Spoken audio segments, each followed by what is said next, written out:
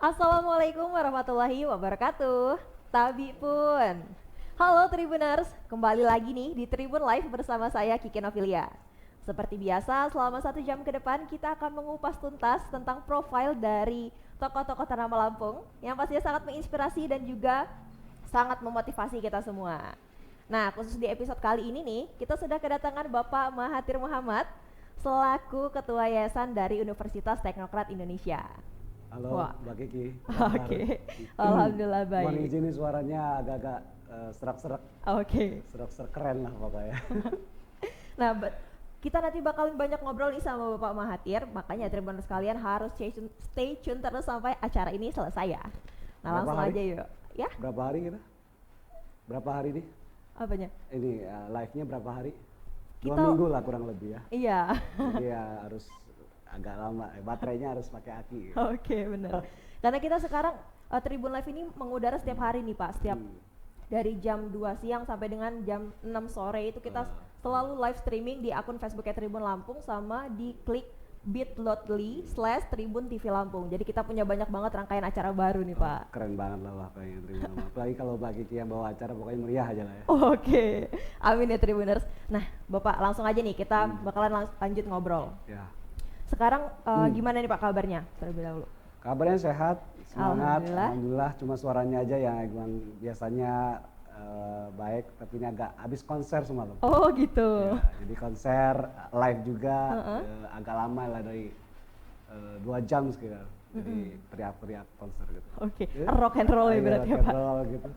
Oke, nah tadi gimana nih Pak perjalanan ke Tribun Lampungnya? Apa udah macet atau lancar-lancar aja nih sejauh ini? Lancar-lancar aja, apalagi kalau jalan kaki pasti ya nggak ada macet. Oke. Cuma harus agak lama jalan. Lancar kok. Lancar, oke deh. Nah terus aktivitas kesibukannya Pak Mahathir nih saat ini tuh apa aja Pak?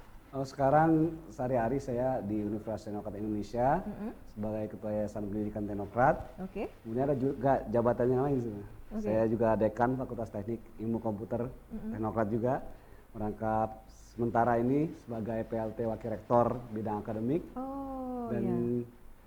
Ketua Yayasan. Jadi pada dasarnya sih semua bisa dikerjain, tapi sekarang lebih fokus di bidang akademik saja. Jadi tugas saya sehari-harinya bagaimana memotivasi dosen-dosen untuk bisa memenuhi Tridharma. Kalau di kampus itu dikenal dengan Tridharma, pendidikan, penelitian, dan pengabdian masyarakat.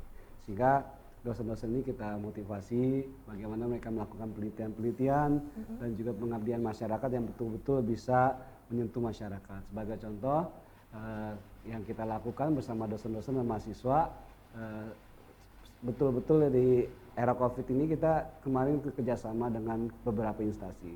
Salah satunya kita bekerjasama dengan Marinir, bekerjasama dengan TNI Angkatan Laut, bekerjasama juga dengan Wali Kota Bandar Lampung.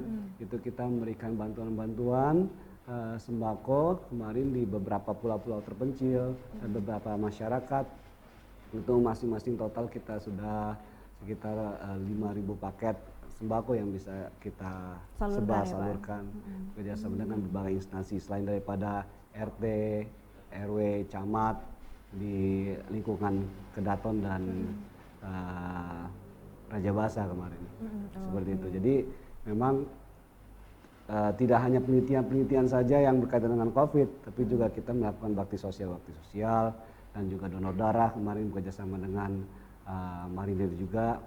Yang intinya bagaimana kita bisa langsung menyentuh masyarakat yang membutuhkan, karena di era COVID ini kan sayang juga banyak masyarakat yang kekurangan, terutama sebagai contoh kalau kemarin kita ke Marinir Piabung itu nelayan-nelayan itu sekarang ikannya nggak berkurang, tapi yang beli ikannya nggak ada, yang beli udangnya nggak ada, sehingga mereka tidak bisa menangkap lebih banyak. Karena kalau menangkap lebih banyak butuh bensin, butuh biaya yang lain. Sedangkan yang beli juga nggak ada. Nah ini sangat juga terpengaruh terhadap kondisi nelayan terutama di Provinsi Lampung. Jadi kurang lebih seperti itu aktivitasnya. Aktivitasnya berarti nggak cuma jadi ketua yayasan aja ya Pak ya? Ya. Ada beberapa aktivitas lainnya juga. Betul. Gitu. Nah, menarik juga nih Pak tentang ketua yayasan. Nah, mungkin Tribuners sekalian juga masih belum paham nih ya Pak soal peranan dari yayasan itu sendiri di universitas atau lembaga pendidikan itu seperti apa. Nah, itu gimana nih Jadi Pak? yayasan itu lembaga nirlaba. Jadi di pendidikan memang badannya itu bisa berupa perkumpulan seperti Muhammadiyah, Nahdlatul Ulama.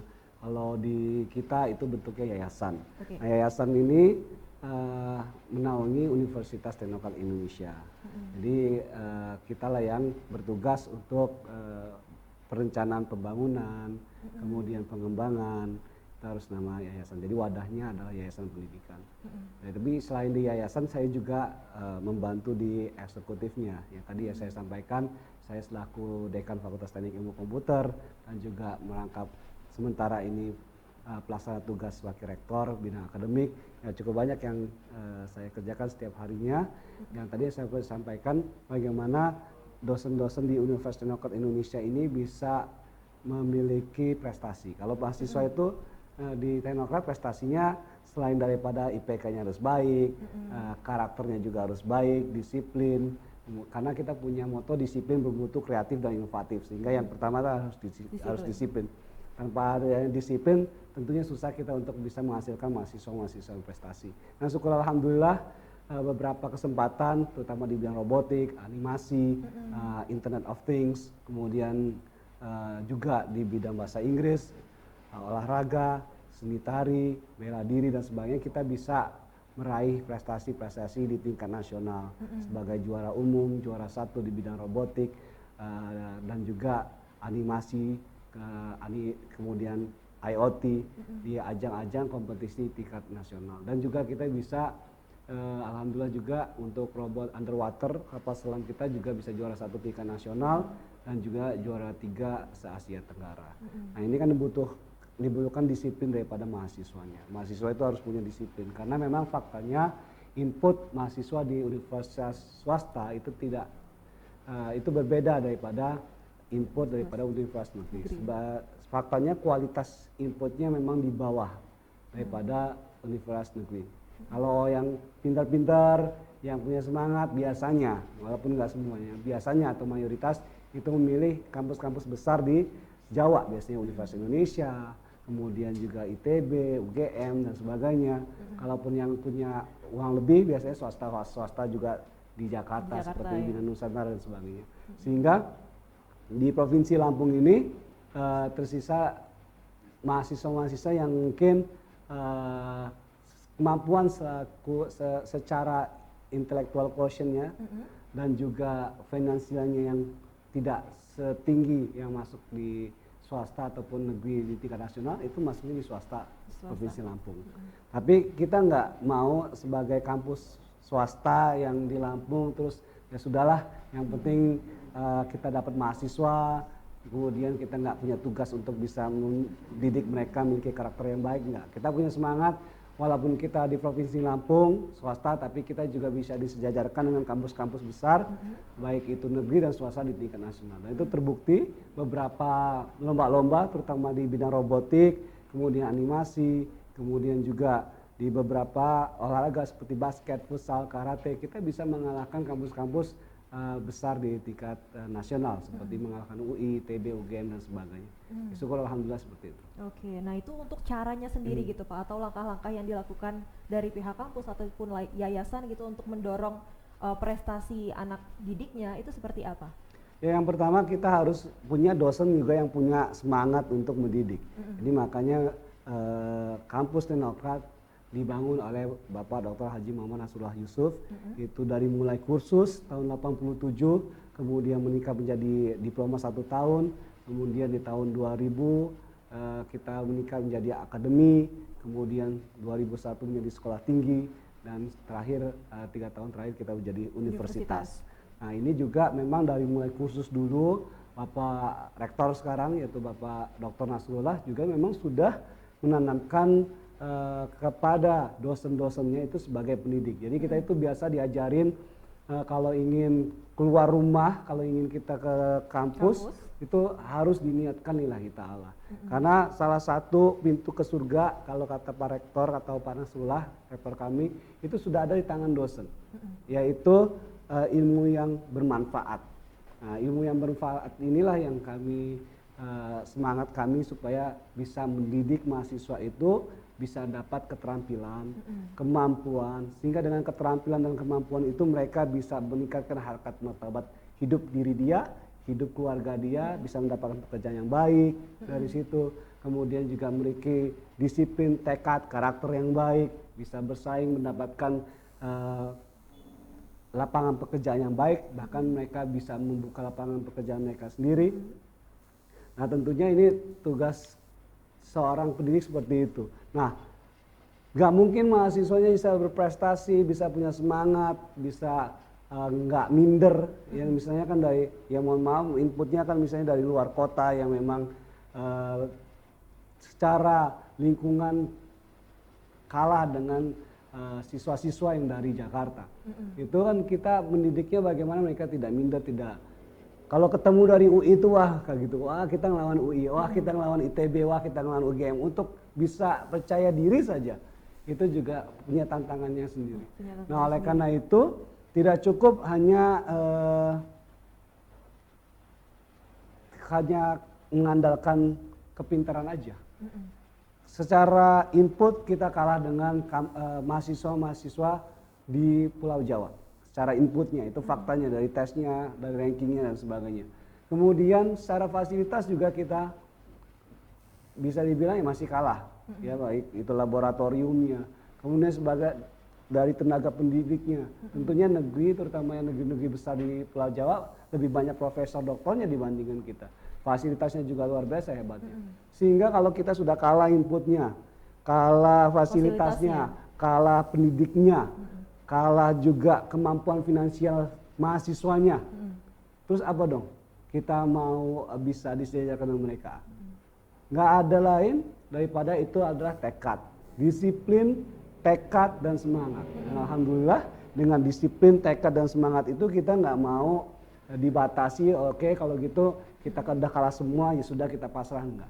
Dengan kita tahu bahwa kita harus bisa disejajarkan dengan kampus-kampus besar, itu kita akan mencari jalan keluarnya. Kalau memang kita tidak ada tenaga ahlinya dari sini, ya kita undang tenaga ahli dari luar memberikan pendidikan kepada kita, atau kita yang latihan di mereka. Seperti itu, sehingga kita juga memiliki kemampuan-kemampuan, keterampilan yang juga bisa membuat mahasiswa kita lebih unggul daripada mereka. Tapi kuncinya adalah disiplin dan semangat. Karena kalau disiplin dan semangat, karena untuk bisa disiplin dalam jangka panjang itu butuh energi, butuh semangat. Ya. Semangat itu yang membuat mereka bisa disiplin terus menerus. Nah, semangat saja itu nggak bisa, karena biasanya orang kalau semangat cuma 2-3 hari. Orang kita barusan ikut motivasi berapa hari semangat, habis itu lemes lagi. Lupa lagi. Atau di tahun baru kita punya resolusi gitu ya, tahun ini saya mau A, B, C, D, F, G, baru 1 bulan Januari, kemudian Februari kita sudah lupa lagi. Sehingga semangat itu harus di follow up dengan disiplin. Sehingga mau semangat, mau nggak semangat, pokoknya jalanin aja. Kalau memang targetnya hari ini harus riset 1 jam, 2 jam, ataupun bahkan kami persiapan itu 1 tahun, Mbak. 3 bulan kita karantina di kampus. Karantina di kampus berarti dia nginep di kampus. Kita siapkan makannya, siapkan ruangannya, siapkan tempat tidurnya, ada kamar mandinya, semuanya sudah kita siapkan sehingga mereka nggak kemana-mana. Kuliah pun kita ganti.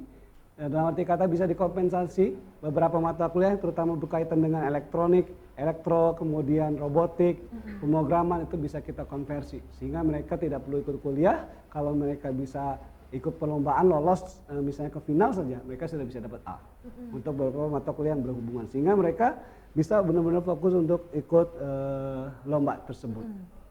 Jadi memaksimalkan potensinya mereka ya, gitu ya Pak. Betul. Jadi ya itu yang kita support daripada mahasiswa. Nah, untuk mencetak mereka untuk disiplin itu tentunya kami dosen-dosennya juga harus bisa mencontohkan. Dosen-dosennya alhamdulillah sekarang ini kita dosen-dosennya masih muda, masih semangat, masih energik. Jadi dosennya itu harus punya tekad bahwa kita nggak boleh kalah. Lebih baik mati bahasanya itu daripada kita kalah. Pokoknya ayo kita sampai di ujung perlombaan kita harus terus berjuang. Dan banyak perlombaan-perlombaan kita, salah satunya yang saya contohkan ya Mbak, saya cerita, kita pernah di tahun 2018 atau 17 ya, 17-18, itu kita juara 1 Robobot namanya. Apa itu Pak? Itu robot untuk di laut, kemudian dia pakai sensor, kemudian dia bisa melewati beberapa rintangan dan dihitung kecepatannya dan ketepatannya. Oke, itu skalanya nasional? Skalanya nasional, ada UI, ITB, UGM. Jadi singkat cerita pada mau lomba, motor kita ini rusak, jadi angus ya. Kalau motornya rusak, kita nggak punya cadangan, sedangkan itu di laut, di pantai, mau ke toko kejauhan, bentar lagi udah mau lomba. Nah kita lihat, alhamdulillah teman-teman di Universitas Indonesia itu punya cadangan motor. Nah kita pinjam sama mereka. Nah alhamdulillahnya juga kita nggak dianggap sebagai pesaing. Nama Teknokrat aja mungkin mereka belum pernah dengar. Dari mana ini Teknokrat? Jadi kalau enaknya nggak dianggap pesaing itu kan, ya udah minjemin aja nggak bakal menang ini juga. Nah alhamdulillahnya dengan pakai motornya dari UI itu kita bisa juara 1 dan UI juara 3 pada saat itu. Oke, waduh, jadi ya, banget ya. Terima kasih kepada Universitas Indonesia yang sudah pada saat itu membantu meminjamkan motornya gitu. Oke, nah nanti kita lanjut lagi nih Pak ngobrol-ngobrolnya, karena sebentar lagi kita akan break sebentar. Nah untuk Tribuners sekalian jangan kemana-mana dulu ya, karena kita bakalan lanjut lagi ngobrol dengan Pak Mahathir. Tapi Kiki juga bakalan mau ngingetin lagi nih buat Tribuners sekalian, kalau misalnya kita akan live streaming itu setiap hari dari jam 2 siang sampai dengan 6 sore. Jangan kemana-mana ya. Haha, udah tahu belum ada yang baru dari Tribun Lampung? Belum tahu kan? Ya, Tribun Lampung sekarang sudah ada TV-nya loh.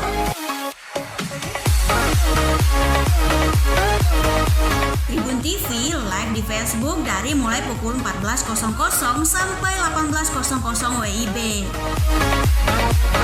Ada banyak acara yang bisa kamu tonton di Tribun TV, mulai dari komunitas, obrolan santai, podcast, bintang tribun, dan garasi. Masih banyak acara menarik yang bisa kamu kepoin di Tribun TV. Dan bagi kamu yang kepingin tampil di acara Tribun TV atau kepingin pasang iklan buat acara kamu, buruan hubungi kontak Tribun TV di bawah ini.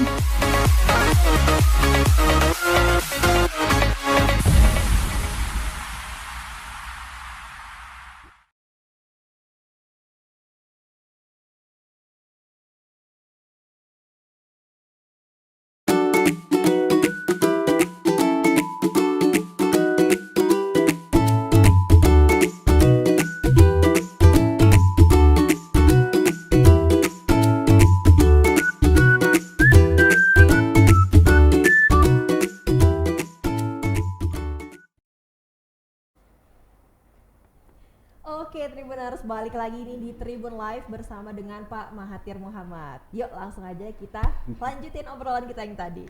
Lanjut nih Pak, soal yayasan tadi. Yayasan ini kan akhirnya menaungi Universitas Teknokrat Indonesia.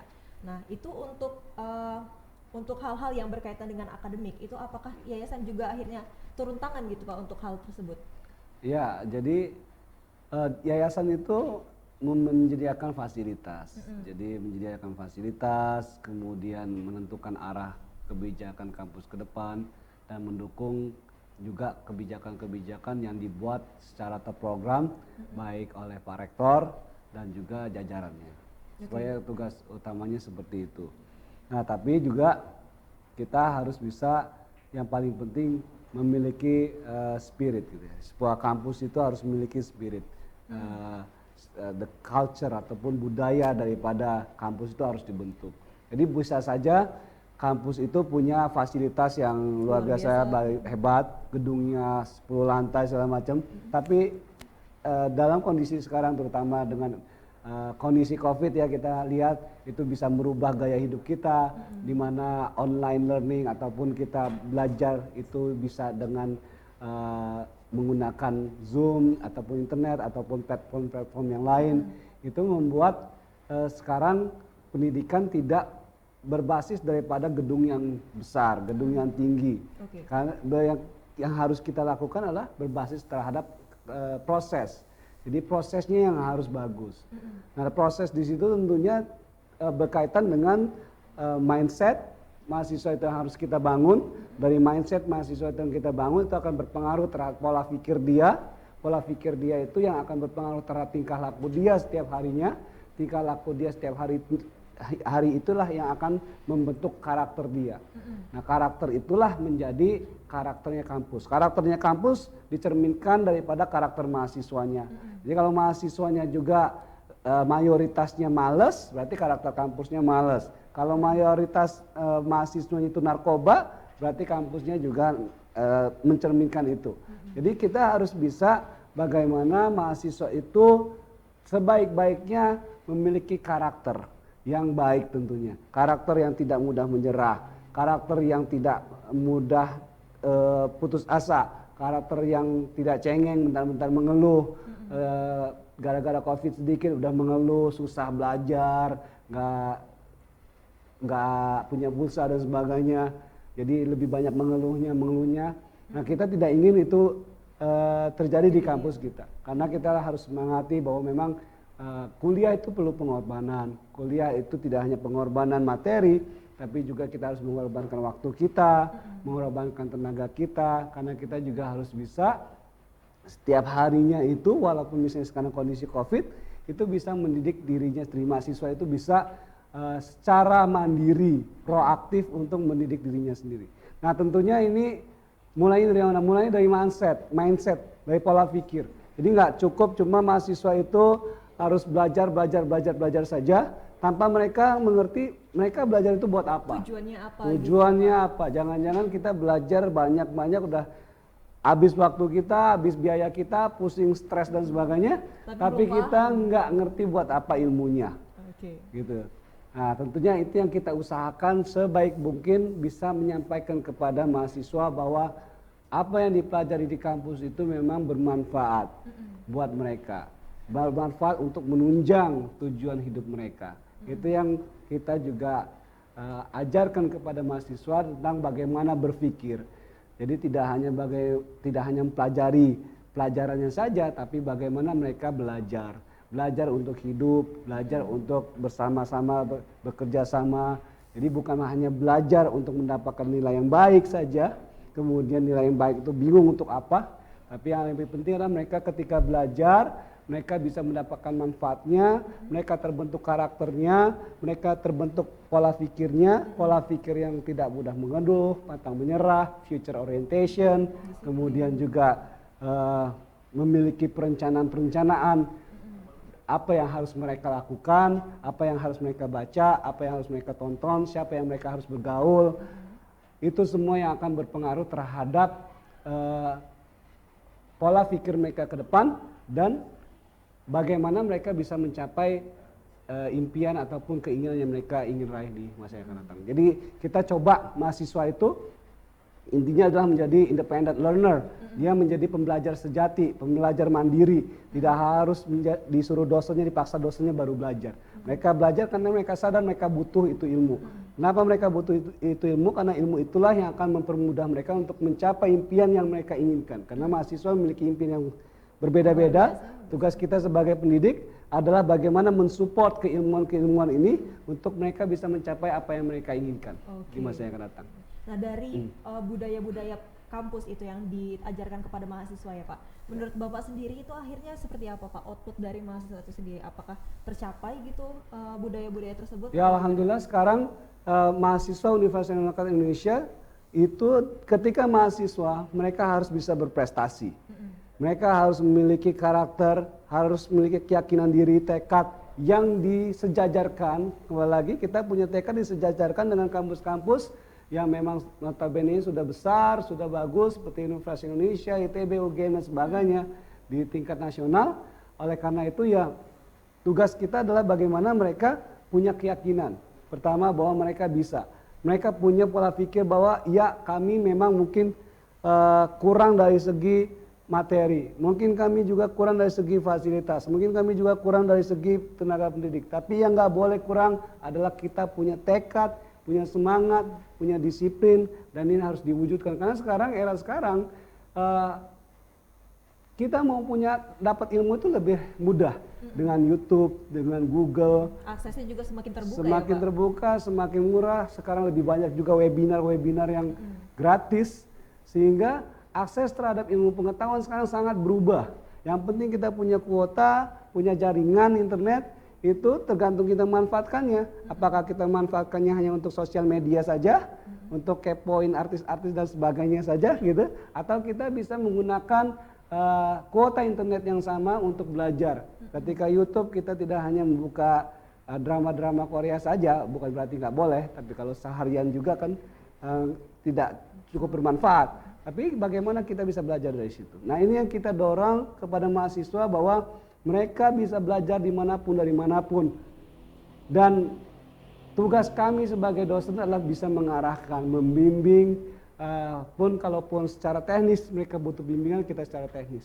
Tapi tidak harus selalu teknis dan tidak harus selalu berorientasi pada teknis. Tapi yang lebih penting tadi, memberikan kesadaran kepada mahasiswa bahwa mereka harus punya tujuan hidup, mereka harus punya cita-cita, mereka harus punya semangat untuk menggapai cita-cita tersebut, dan juga kita sebagai dosen melatih bagaimana mereka punya keterampilan-keterampilan yang bisa mendukung mereka untuk bisa mencapai apa yang mereka inginkan. Tapi yang lebih penting lagi adalah pembentukan karakter. Kami di kampus juga punya unit kegiatan mahasiswa yang tujuannya adalah membentuk karakter-karakter yang soleh, yang baik, yang punya ketangguhan, fighting spirit yang baik. Sebagai contoh, kita punya unit kegiatan mahasiswa Islam misalnya, Kristen, Buddha, Hindu, di mana di situ kita betul-betul kita buat program. Seperti kalau di Islam itu ada bimbingan baca Qur'annya, tata cara sholat, dan yang lain sebagainya. Bagaimana mereka yang tidak bisa baca Qur'an bisa baca Qur'an, yang bisa baca Qur'an bisa terus baca Qur'an, bisa menghafal, bisa mengetahui artinya, kemudian bisa memiliki pemahaman di situ.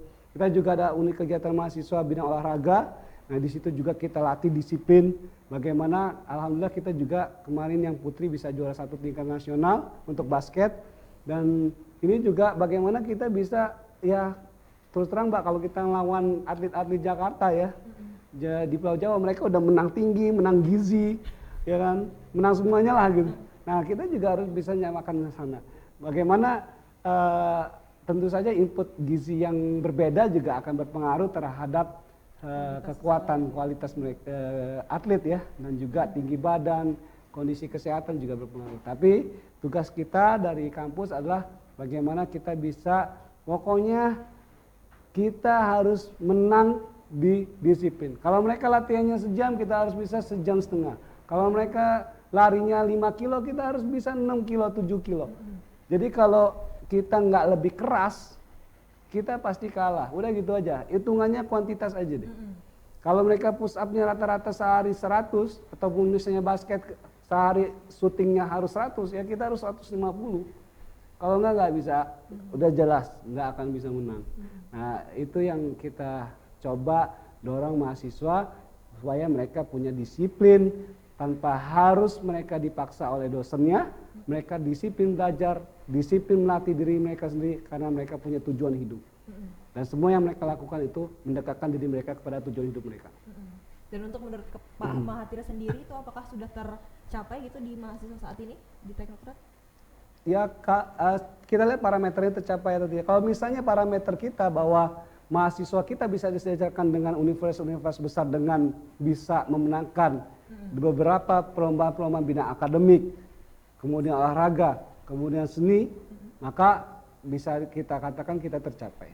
Kalau misalnya standarnya adalah bahwa lulusan Universitas Teknokrat Indonesia itu bisa diterima pekerjaan yang layak, baik itu BUMN, pemerintah, swasta yang besar yang baik, dan mereka juga bisa membangun usaha, ya berarti kita sudah mencapai itu. Sehingga tugas kita adalah bagaimana terus meningkatkan, mempertahankan dan meningkatkan. Karena mempertahankan ini lebih sulit daripada kita mencapainya ya, gitu ya. Karena kita akan selalu dibayang-bayangin gimana nih kalau kita kalah dan sebagainya. Sedangkan kalau kita belum menang ya nothing tulus ya. Gitu. Iya, benar. Yang penting kita bisa optimal. Oke, nah, oke, Tribuners kita bakalan lanjut ini ngobrol-ngobrol dengan Pak Mahathir, tapi Tribuners sekalian jangan kemana-mana dulu karena kita akan break sebentar. Jangan kemana-mana ya.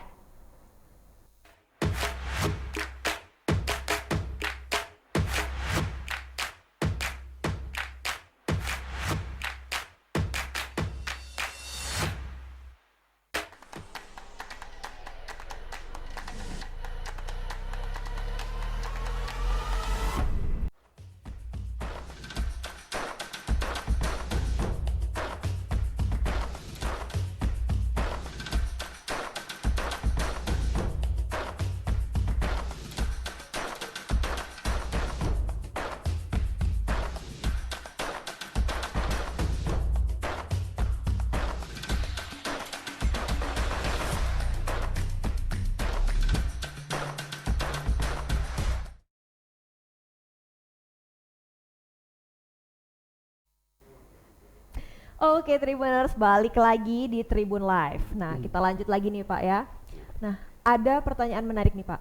Jadi kan kalau misalkan kita tahu nih, di Teknokrat itu sendiri sempat beberapa kali mengalami perubahan nama gitu ya Pak ya. Yang dari awalnya perguruan tinggi Teknokrat dan akhirnya sekarang menjadi Universitas Teknokrat Indonesia. Nah, itu alasan dibalik perubahan nama itu sendiri seperti apa Pak? Karena mungkin saya ganti namanya. Tadinya saya Mahathir Muhammad, sekarang jadi Mahathir Muhammad, tampan keren sekali. Gitu. Oke. Jadi kampusnya jadi berubah. Gimana tuh? Percaya nggak? Nggak kan? Ya, jadi sebenarnya bukan itu sebenarnya tentunya alasannya. Ya karena memang kita ada perubahan dari sekolah tinggi menjadi universitas. Jadi karena sebelumnya sekolah tinggi ya namanya Sekolah Tinggi Manajemen Informatika Komputer STIMIK Teknokrat, STBA Sekolah Tinggi Bahasa Asing Teknokrat. Nah, kita ada penambahan beberapa prodi baru sehingga kita perluas menjadi universitas. Jadi menjadi Universitas Teknokrat, kita tambah dong supaya levelnya nasional, tambah Indonesia. Oke, berarti cakupannya juga menjadi lebih luas gitu ya Pak ya? Ya betul. Dan untuk sekarang fakultas yang ada di Universitas Teknokrat Indonesia ini ada apa aja nih Pak? Kita punya Fakultas Teknik dan Ilmu Komputer, Fakultas Ekonomi dan Bisnis, dengan Fakultas Sastra dan Ilmu Pendidikan. Ada 3? Ya. Dengan jumlah mahasiswa berapa itu Pak? Ada sekitar 7.000. 7.000 totalnya, ya. mahasiswa, oke. Nah, kalau ditanya berapa yang laki-laki, berapa yang perempuan, datanya saya belum ada. Oke. Siap. Tinggi badan, berat badan juga belum Secara siap. detailnya belum tahu ya Pak ya? Belum siap kalau untuk itu. Oke, nah dari 7.000 mahasiswa itu gitu Pak, sekarang kan ada pandemi COVID, apakah semuanya itu akhirnya menjalani kuliah online atau gimana nih Pak? Ya selama kemarin memang harus di rumah ya kita full online. Sebenarnya tentang online ini kita sudah jalankan di Teknokrat. Oh, dan bahkan sebelum ada COVID kita sudah ada dengan platformnya yang sudah distandarkan oleh Dikti pada saat itu ya. Memang Dikti itu Direktorat Jenderal Pendidikan Tinggi sudah punya standar untuk pengajaran online dan platformnya juga sudah punya standar. Nah kita sudah siapkan standar itu dan kita sudah jalankan standar itu. Sehingga alhamdulillah di tahun 2019 kita karena ada perankingan penilaian dari Dikti terhadap proses pembelajaran daring namanya. Kita dapat nilai full, poin 4. Oke. Karena kita sudah menerapkan sesuai dengan standarnya pemerintah pendidikan tinggi.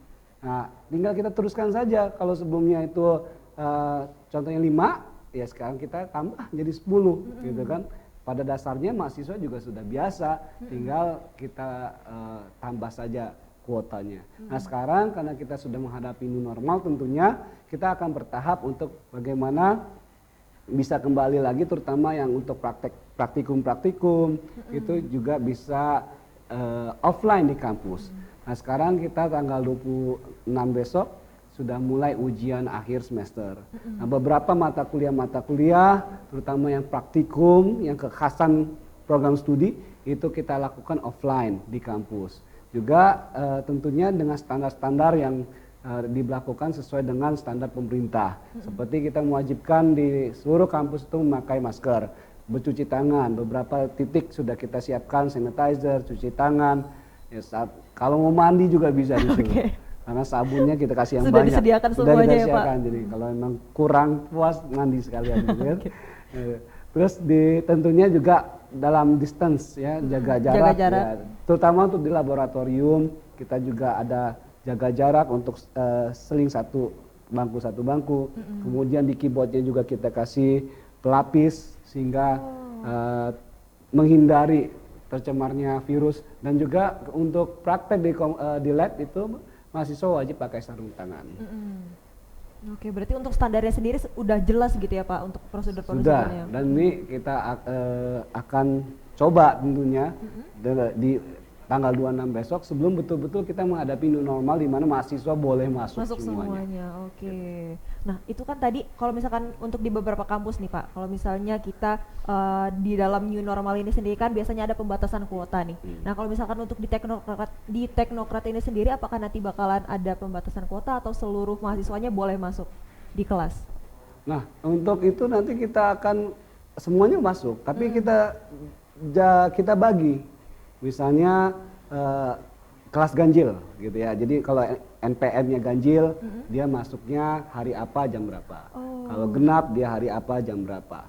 Jadi atau beberapa itu sebagian yang offline, sebagian yang online gitu. Kan gitu. Jadi biar untuk tetap bisa menjaga supaya tidak terlalu crowded dan bisa menjaga jarak di laboratorium terutama. Oke, berarti akan ada pembagiannya juga gitu ya Pak, bisa di switch juga antara yang online sama offline gitu. Oke. Semua boleh dibagi, yang nggak boleh dibagi cuma satu. Perasaan Dulu ya. Cinta kita nggak boleh ganti, kalau cinta buat satu orang aja gitu ya. Siap, setia gitu ya. Oke. Nah, terus Pak, kalau misalkan kan kemarin itu kan teknokrat juga ternyata menjalani kuliah online gitu. Nah, itu apakah ada subsidi gitu untuk mahasiswa dalam menjalani perkuliahan online? Nah, ini bedanya dengan kampus lain. Karena kita terbiasa platform kita kan menggunakan platform Spada, bukan platform Zoom. Jadi kalau platform Zoom itu memang akan menarik kuota yang jauh lebih besar. Sedangkan untuk platform kita Spada itu tidak besar untuk membuka platform itu. Itu yang pertama. Yang kedua, kalau Zoom itu kan dia live, misalnya 2 jam nih. Kemudian ya harus 2 jam itu juga kuotanya kesedot kan. Nah kalau itu enggak, kita bisa di-download. Jadi kita sudah upload di platform itu, bahkan beberapa juga kita upload di YouTube misalnya. Jadi mahasiswa tinggal download terus bisa dilihat berulang-ulang seperti itu. Sehingga mereka juga tidak harus misalnya setiap mata kuliah itu 2 jam di depan dosennya ngomong langsung dengan Zoom, kan itu akan lebih berat untuk kuotanya seperti itu. Jadi download dengan lebih kecil. Kemudian selanjutnya adalah kita karena platform itu sudah kita susun, di situ juga kan ada tugas-tugas yang tidak semuanya berbasis video. Jadi ada yang berbasis dia gambar, kemudian ya file-file yang tidak besar untuk di-download sebagai bahan mereka untuk baca, kemudian mereka merangkum ataupun mereka buat kesimpulan, kemudian di-upload lagi. Jadi karena kapasitasnya itu tidak besar, kita bisa cover itu kebutuhan itu yang sebenarnya kebutuhannya banyak sehingga harus di cover dengan bantuan subsidi misalnya. Ini karena kebutuhannya sangat kecil ya, tanpa perlu subsidi pun kami yakin mereka sudah bisa mampu gitu ya Pak ya. Itu, ya. Oke.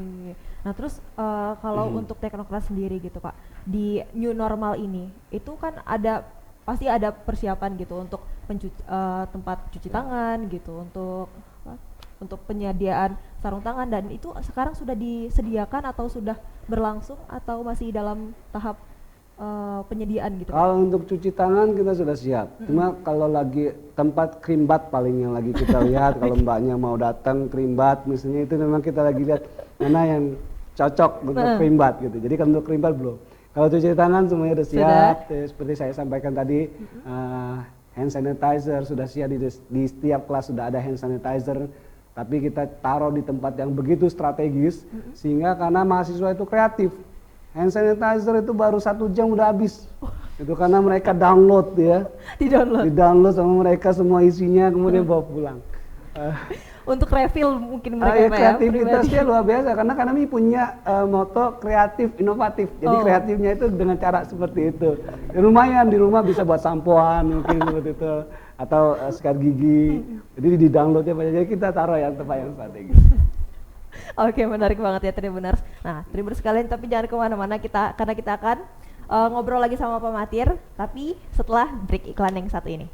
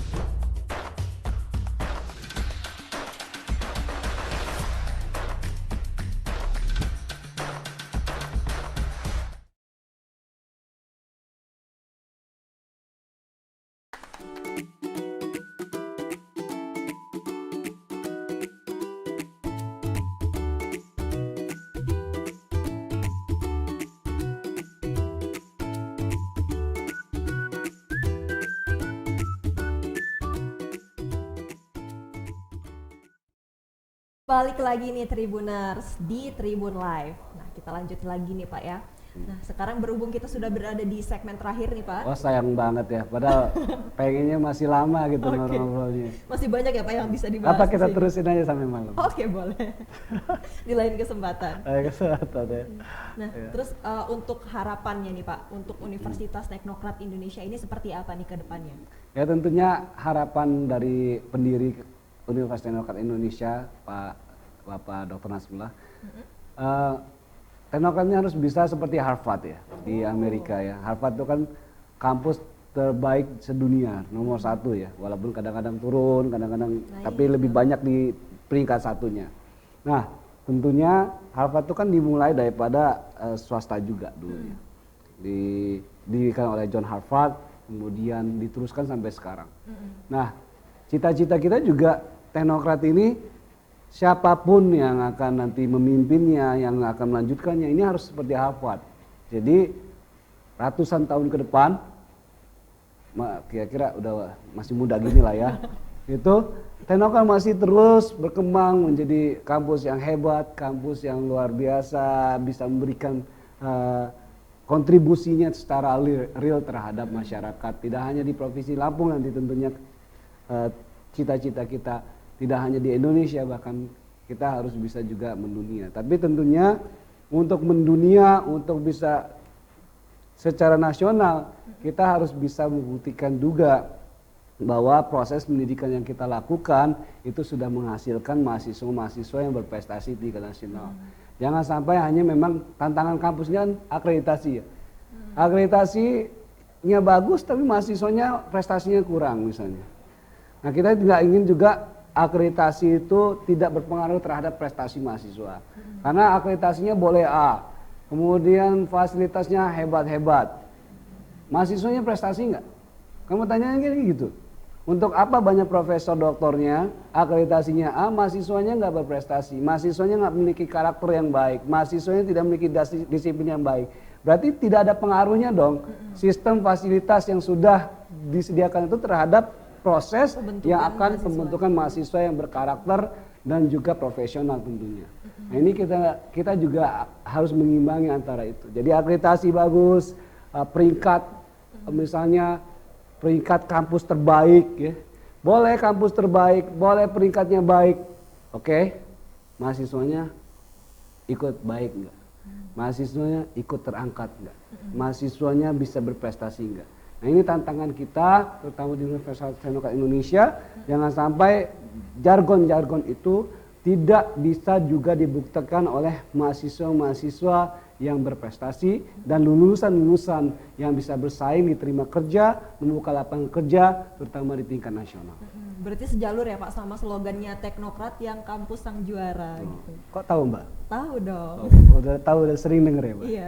Jangan-jangan lulusan Teknokrat juga? Oh bukan. Oh dari katanya banyak dari Tribun dari Teknokrat ya Pak? Iya banyak banget. Berarti membuktikan dong ya, Teknokrat bermutu ya bisa di Tribun di sini ya. Alhamdulillah, terima kasih Tribun. Oke. Nah terus kalau misalkan untuk Teknokrat sendiri nih Pak, ini akreditasinya saat ini apa?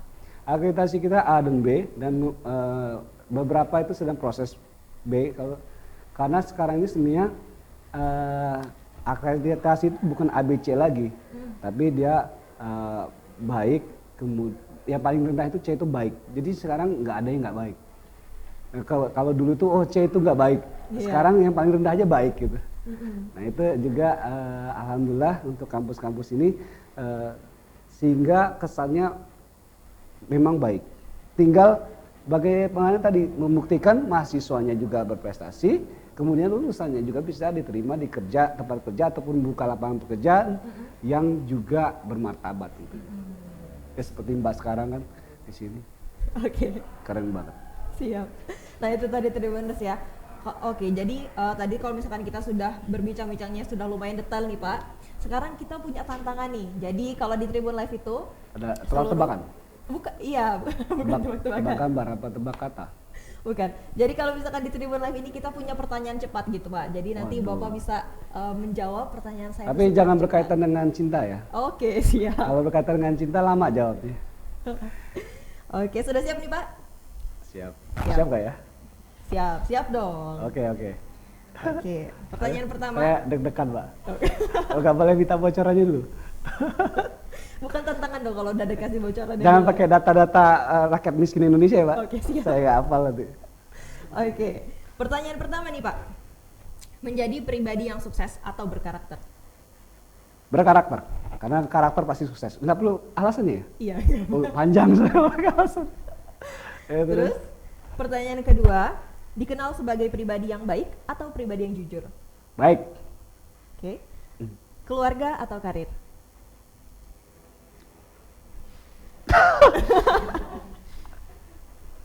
Lambaikan tangan ke kamera kalau sudah menyerah, Pak.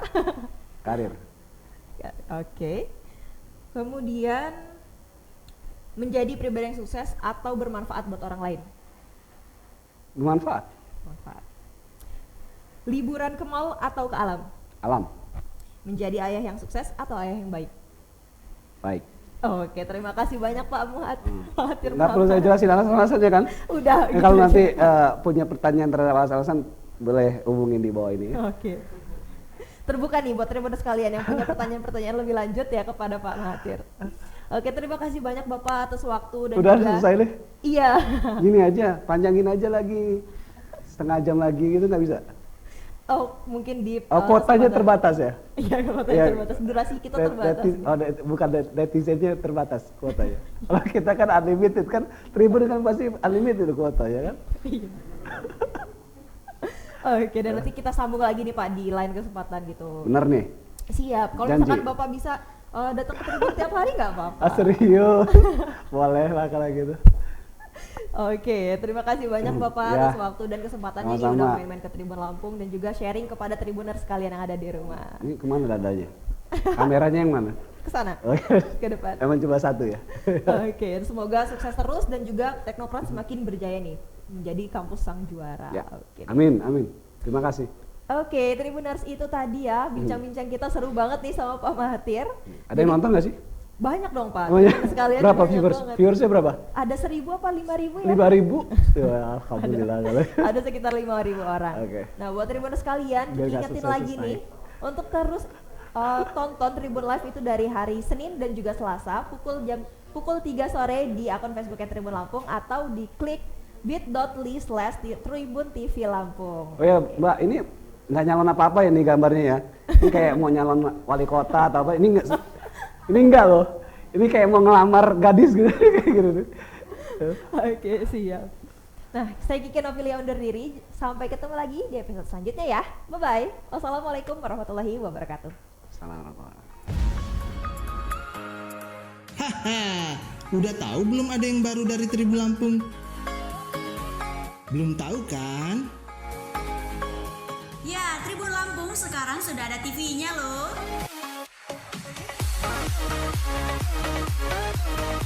Tribun TV live di Facebook dari mulai pukul 14.00 sampai 18.00 WIB.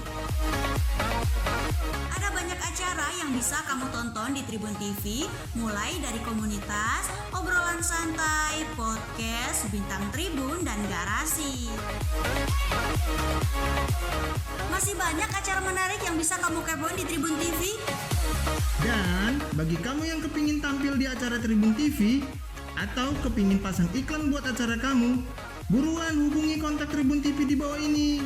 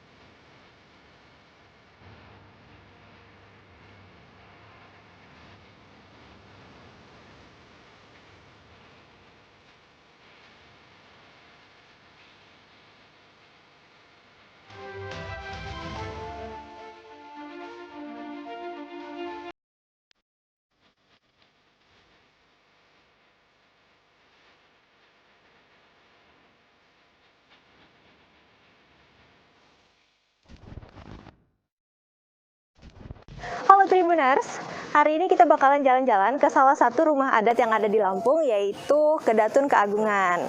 Nah, sekarang kita bakalan masuk ke dalamnya. Kita juga bakalan menelusuri gitu ya. Kira-kira ada apa aja sih di dalamnya? Yuk kita langsung ikutin masuk.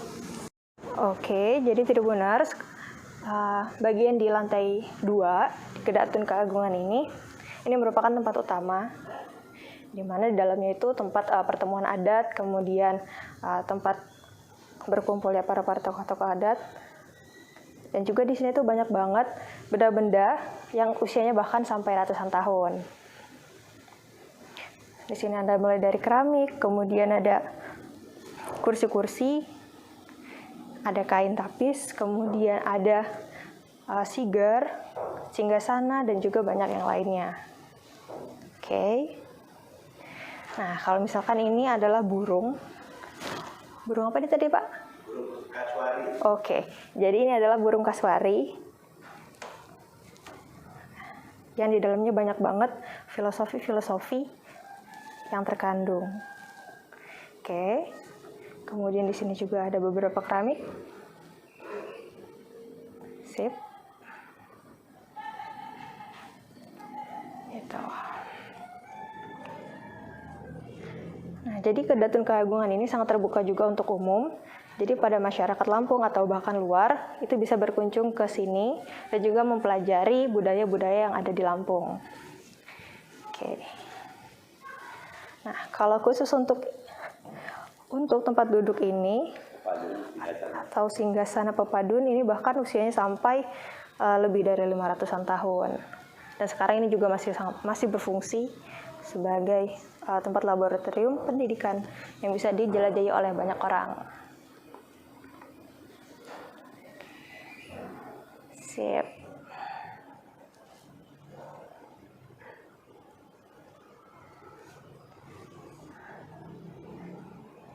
Oke. Nah, kalau misalkan kita sekarang udah menjelajahi lantai 2, sekarang saatnya kita untuk turun ke lantai 1 dan juga cari tahu ada apa aja sih yang ada di sana. Stay tune ya, Tribuners. Sekarang kita udah bersama dengan Bapak Sultan Mawardi, selaku generasi ke-18 dari Kedatun Keagungan. Selamat siang, Bapak. Selamat siang, Kiki. Selamat siang, Tribuners. Oke, nah Bapak bisa diceritain nggak sih, Pak, Kedatun Keagungan ini udah dibangunnya dari tahun berapa? Kedatun Keagungan itu adalah istana rumah adatnya para datu, para sultan. Zaman dulu ada kedatuan, ada keratuan.